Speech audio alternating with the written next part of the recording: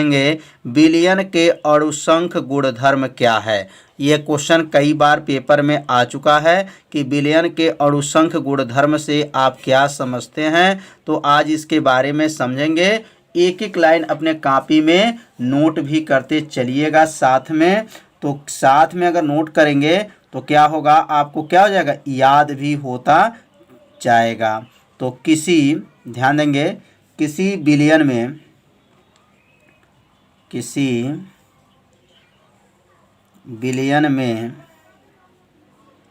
ऐसे गुण जो विलयन में उपस्थित विलय के कणों की संख्या पर निर्भर करते हैं। तो याद रखिए, किसी विलयन में ऐसे गुण, ध्यान देना है कि किसी विलयन में ऐसे गुण जो विलयन में उपस्थित विलय के कणों की संख्या पे क्या हों, निर्भर करते हैं। किसके कणों पर, विलय के कणों की संख्या पर, विलायक के कणों पे नहीं, किस पे, विलय के कणों की संख्या पर निर्भर करते हैं, उसे अणुसंख गुणधर्म कहते हैं। उसे अणुसंख गुणधर्म कहते हैं। तो इसे अपने कॉपी में क्या कीजिए, नोट कर लीजिए, क्योंकि यह क्वेश्चन कई बार परीक्षा में पूछा जा चुका है। गुणधर्म कहलाते हैं। तो एक बार इस उत्तर को रिवीजन किया जाए। किसी विलयन में ऐसे गुण जो विलयन में उपस्थित विलय के कणों की संख्या पर निर्भर करते हैं, उसे अणुसंख गुणधर्म कहलाते हैं।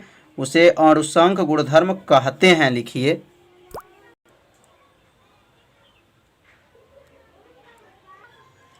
गुणधर्म कहते हैं। तो इसे अपने कॉपी में क्या कीजिए, नोट कर लीजिए। अब जैसे क्या है इसमें, तो जैसे यहाँ एग्जाम्पल लिख लेंगे। जैसे पहला जो है इसमें परासरण दाब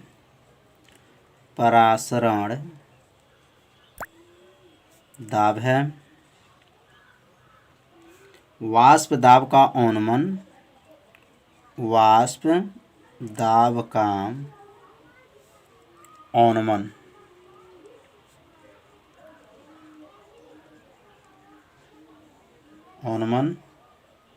क्वथनांक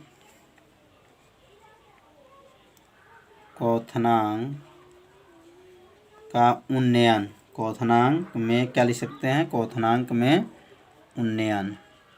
सबका परिभाषा बता दिया गया है।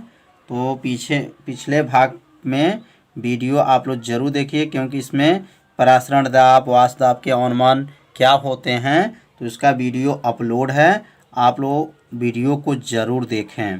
तो हिमांक में अवनमन, ये सब किसका एग्जाम्पल है, तो यह जो है विलयन के अणुसंख गुणधर्म के उदाहरण हैं।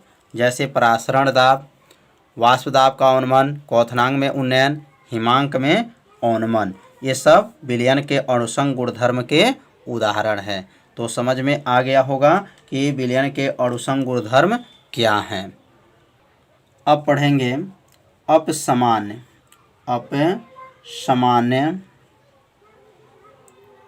अणुसंख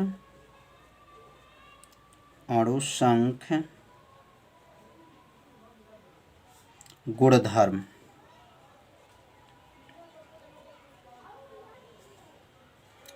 अपसमान अणुसंख गुणधर्म के बारे में अब अध्ययन करेंगे।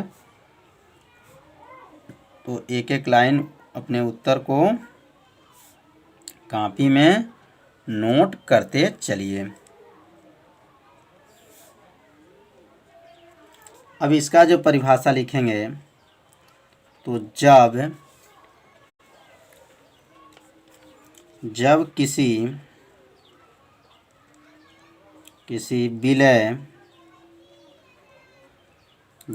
विलय को विलायक में घोलते हैं, किसको, विलय को विलायक में घोलते हैं,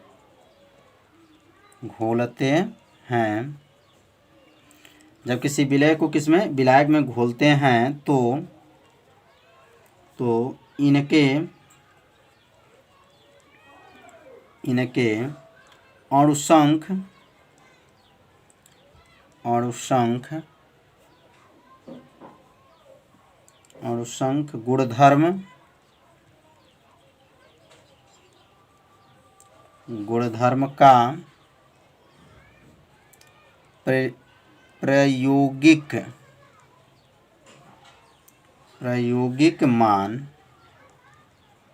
का प्रायोगिक मान उसके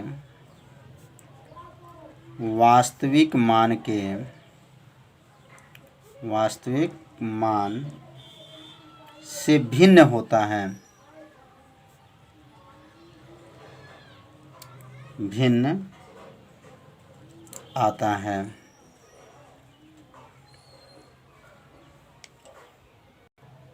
तो परिभाषा को एक बार और देखेंगे। जब किसी विलय को, ध्यान दीजिए, जब किसको विलय को विलायक में घोलते हैं तो इनके अणुसंख गुणधर्म का प्रायोगिक मान उसके वास्तविक मान से क्या आता है, भिन्न आता है। जो इनका जो अणुसंख गुणधर्म का जो प्रयोग का मान होगा और वास्तविक मान से देखेंगे तो मान क्या आएगा, भिन्न आता है। इसी मान को क्या कहेंगे, अपसमान अणुसंख गुणधर्म कहते हैं।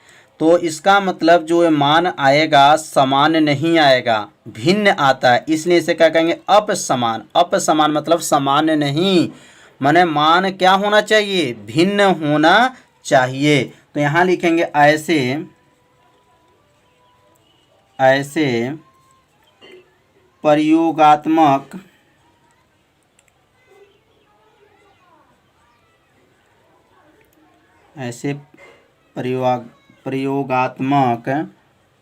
अणुसंख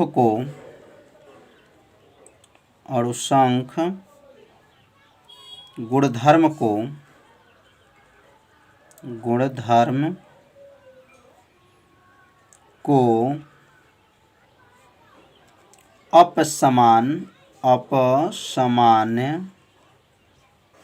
अपसमान अणुसंख गुणधर्म कहते हैं। अणुसंख गुणधर्म कहते हैं। तो परिभाषा बहुत आसान है, तो इसे अपने कॉपी में क्या कीजिए, नोट कर लीजिए। अब यहाँ पे जो है अपसमान गुणधर्म का अर्थ यह हो गया, अपसमान का मतलब उसका जो मान आएगा वह सामान्य नहीं होगा, वह मान क्या होगा, भिन्न होगा। इसका मतलब प्रायोगिक मान उसके वास्तविक मान से क्या है, भिन्न आता है। ऐसे प्रयोगात्मक अणुसंख गुणधर्म को अपसमान अणुसंख गुणधर्म कहते हैं। तो समझ में आ रहा होगा। यदि आपको समझ में नहीं आ रहा होगा तो ज़रूर कमेंट कीजिए। अणुसंख जो गुणधर्म होते हैं वह अणुभार के व्युत्क्रमानुपाती होते हैं। किसके, अणुभार के क्या होते हैं, व्युत्क्रमानुपाती होते हैं। अब यहाँ नीचे लिख लेंगे अणुसंख गुणधर्म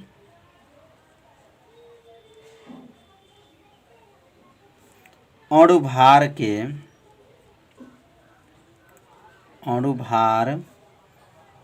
के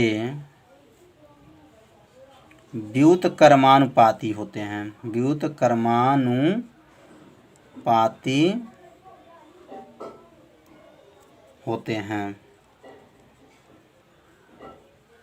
जो अणुसंख गुणधर्म होते हैं वह अणुभार के क्या होते हैं, क्या व्युत्क्रमानुपाती होते हैं। तो यहाँ पे लिख देंगे अणुसंख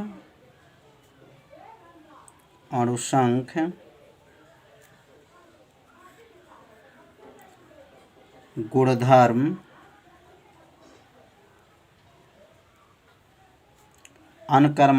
व्युत्क्रमानुपाती हो जाएगा 1/अणुभार।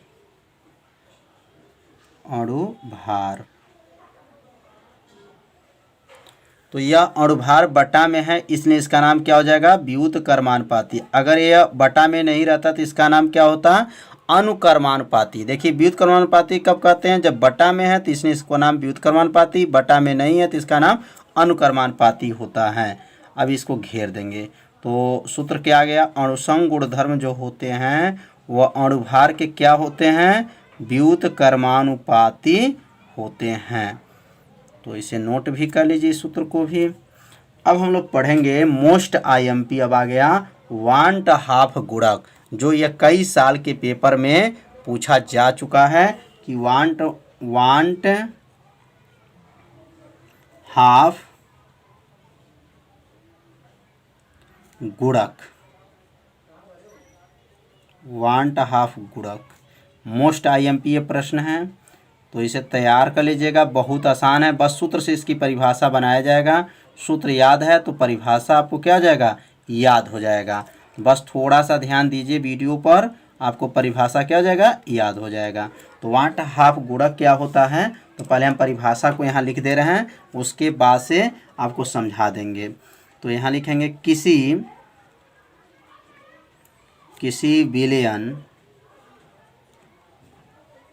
किसी विलयन में प्रेक्षित अणुसंख गुणधर्म, प्रेक्षिक अणुसंख गुणधर्म और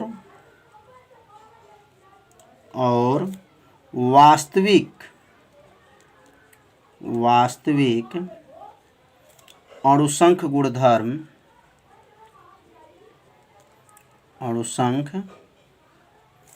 गुणधर्म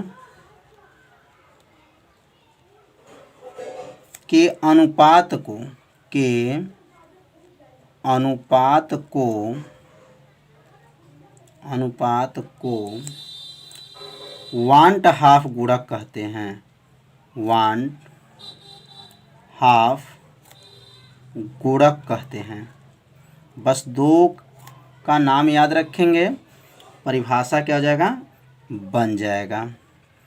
किसका नाम याद रखना है, बस ये प्रेक्षित अणुसंख गुणधर्म, वास्तविक अणुसंख गुणधर्म के अनुपात को वांट हाफ गुणक कहते हैं।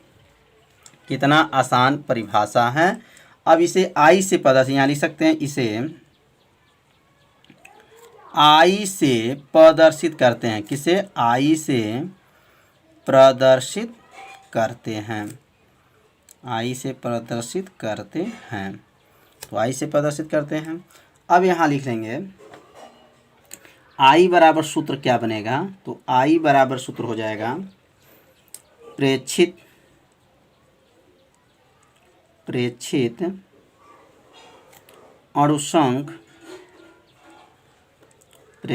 अणुसंख गुणधर्म बटा कर लिया जाए,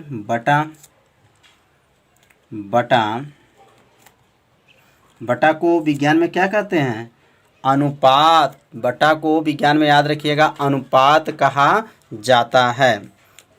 अब यहाँ बट्टे में क्या लिखेंगे,